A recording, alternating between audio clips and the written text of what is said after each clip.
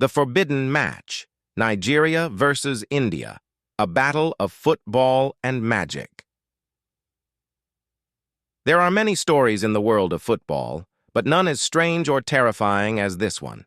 It's a story shrouded in mystery, spoken of in whispers, a tale of an impossible match that left all who witnessed it questioning the very nature of the game they loved.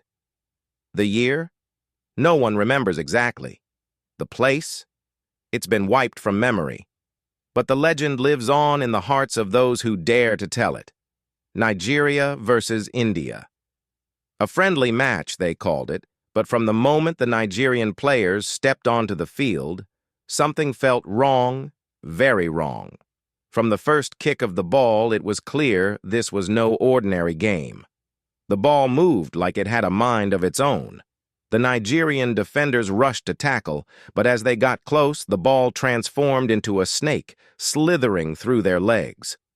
Another player tried, and the ball burst into flames, burning too hot for anyone to touch. "Nah, wet'n be dis," one player muttered, fear creeping into his voice. But the match had only just begun.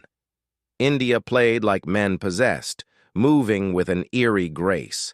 Their feet barely touched the ground. It wasn't long before they scored 5 goals in quick succession, each one more impossible than the last. The crowd, once loud and full of excitement, grew silent. Something was happening on that field, something no one could explain. The score climbed, 10-0, 20-0, 30-0. The Nigerian players fought back, but every time they approached the ball, it shifted into a lion, a gust of wind, a shape they couldn't comprehend. Each time it slipped away, mocking their efforts. As the score reached 70-0, the Nigerian team was exhausted, their spirits broken. Some were on the verge of tears, but they held on, hoping for a miracle. Then came the moment no one would ever forget. At 99-0, India lined up for their final goal.